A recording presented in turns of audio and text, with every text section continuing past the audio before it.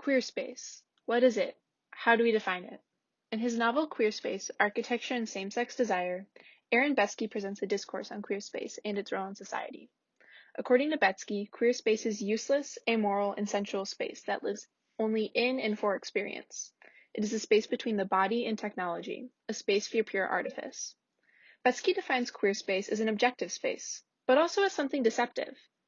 Many queer people find themselves in the closet, hiding their homosexuality from the public to avoid alienation. The concept of the closet is crucial to queer space and design. Queer space, like the closet, is something hidden away from the world, something private. The privacy and shelter queer space provides also frees queer people from the suppression of the outside world. Queer space also acts as a mirror. If quote-unquote regular space is interpreted as a window into standard living, queer space is a mirror since it reflects the homosexuality of those who create it. Ultimately, there's a sense of theatrics to queer space. Queer people have used and continue to use small, secretive gestures to display their homosexuality during everyday life.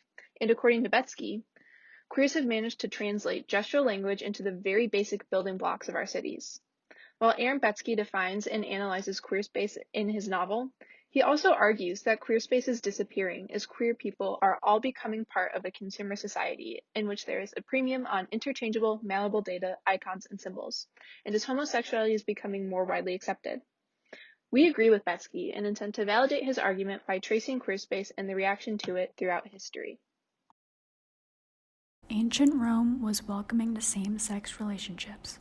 In Rome, many males feared publicly displaying their sexuality, even if they weren't closeted. The gay bathhouse was coined as a space for these same-sex partners to meet and freely express themselves without the opposite sex present. The openly styled design was one large space with several pools and seating. As Betsky describes it, the bathhouse was more a place for social interaction rather than sexual, a place to meet people with similar desires. It was as if the layout of the design symbolized the open and accepting culture towards homosexuals in this time period. Hadrian's Palace is another known queer space in ancient Rome. Roman Emperor Hadrian was thought to be queer and made this palace to define fixed spaces into fragmented geometries covering the countryside. There was no central access to this palace, and the goal seemed to be to make it an open place to live freely, but also without judgment by being built in a less populated area. Homosexuality first made its appearance in the Netherlands during the 17th century, where queer men met up in busy cities in front of courthouses and councils to project their homosexuality. This behavior was strongly encouraged by Dutch artists during the time who were trying to become more inclusive, claiming that every member in society should have a group. Queer men argued that they were finding their place in society by building relationships just like husband and wife, and so they designed their spaces to be noticeable. At the time, men would design houses and women would style the inside. Queer men had to design a space for themselves. The Industrial Revolution forced many women to work, which turned their homes into workshops. However, queer architecture helped this division, as the book Queer Space, Architecture and Same-Sex Desire by Aaron Betsky quotes, "In general, queer spaces challenge the division of spaces into places of work and places of living, between men and women's sphere and between classes at the very time that laws and urban architecture were defining them.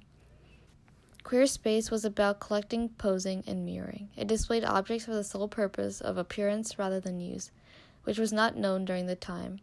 Although the objects had no physical function, they told stories and removed one from the outside world. Queer architects wanted their space to be like a fantasy to distract from normalcy." Moving to the 18th century, William Beckford, a queer architect, used his father's money to build himself a retreat place called Fonthill Abbey in a hidden area. The main focus was a 276-foot tower which was meant to scare visitors away. Although threatening and mysterious on the outside, the inside was luxurious, filled with objects from exotic places, French furniture, and tapestry. As a queer man, Beckford felt inferior, so he wanted his retreat to look intimidating, to be able to manipulate the viewer's reaction. Unlike modern queer spaces during the 17th and 19th century was about ornamentation, to help queer men regain the sense of superiority they lost as being queer in society. Like Beckford, King Ludwig II of Bavaria, Germany, also had works with intricate objects and decoration that defined him and his interests. Ludwig II made several queer spaces during the 19th century. Many people thought his desires were of men and that his works represented his homosexuality. For instance, he showed interest in German composer Richard Wagner and talked about making an opera house just for him. Ludwig II was also known to be isolated from his surrounding culture, but with his rural status, he was able to get all the materials he needed for his construction and made many amazing works before getting killed by his desires, or in other words, reaching his limit. His first project was a winter garden at the family palace, which removed himself from modernity or the concerns of state. Many of the spaces he designed are still an embodiment of fantasy, like the Neuschwanstein Castle. On the outside it looks very medieval, but on the inside it is completely different. It has lots of objects and decorative parts. It has an interesting interior, raising questions to why Ludwig II made this the way he did. Ludwig II's largest construction was the Harem Chiemsee Castle. It had voluptuous or feminine-like forms, and it showed his attempt to fill his sensual needs. His palaces had independent artifacts, and he became a prisoner of his palaces. These spaces separated him from the culture of his time, which questioned homosexuality, and became a place to lock away the rest of the world and create an escape so he can be his feminine self. The late 1940s was a time of fear and homogenization around the world, but also one of the most challenging times in American history to be a member of the LGBTQ plus community. It was the birth of the homophobic, perfect suburban America that we know as the 1950s, where difference was seen as a danger to society. Because of the homophobic environment, we once again see queer space become a closeted mirror, protecting members of the LGBTQ community from alienation whilst becoming a haven of expression. Philip Johnson was one of the greatest American architects of the 20th century, but he was a closeted homosexual until 1993. His glass house, as well as the adjacent guest house, built in 1948, is one of Johnson's most famous creations. However, what is lesser known is that the house is actually one of the best examples of queer space in the 40s. The glass house is a completely transparent glass structure that is juxtaposed by the guest house, a brick structure with circular windows on the back side of the building. Johnson designed the glass house as a space where he and his gay friends could be literally and figuratively transparent. But a few feet away, the guest house stood, representing the true closet, the oppression of self, the claustrophobically enclosed space in which gay people are forced to relegate their hearts and souls. It was a reminder of what their lives were anywhere but the glass house, as well as a way to give unknowing visitors a small taste of what it was like being gay during this time. The relationship between these two contrasting structures presents immense insight into the queer space in the 1940s and 50s. Johnson's creation is a beautiful, comical, and heartbreaking representation of what queer space can be during a time of immense homophobia. Modern society contrasts the 1940s and the majority of antiquity by becoming more accepting towards the LGBTQ+ community. Because of this shift, LGBTQ+ architects can freely incorporate queer themes into their work without needing to create a closet.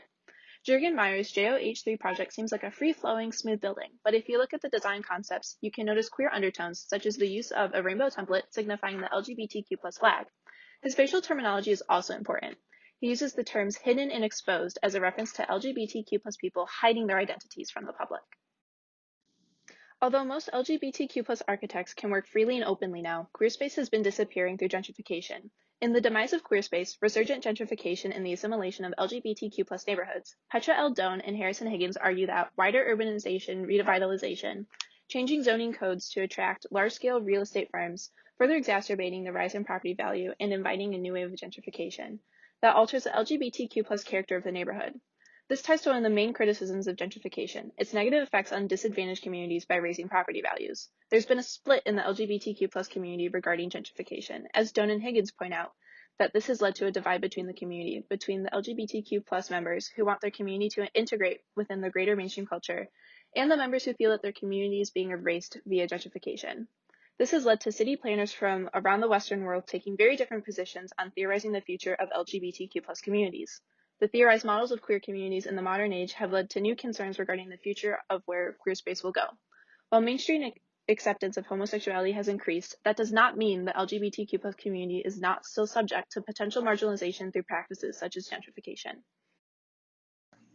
Throughout antiquity, we have seen queer space adapt to the environment that queer people inhabit. In times like ancient Rome, where homosexuality was more widely accepted by society, we have seen queer space come to the forefront and be a part of mainstream architecture. On times like 1940s America, when society pushed towards homogeneous perfection, queer space became closeted, the only place that queer people can drop their act without fear. The Western world has become more accepting of the LGBTQ plus community. There is little need for queer space to be in the closet. Undoubtedly, for some it is. However, the line between what is queer and normal space has been blurred as the LGBTQ plus community emerged from the closet of history.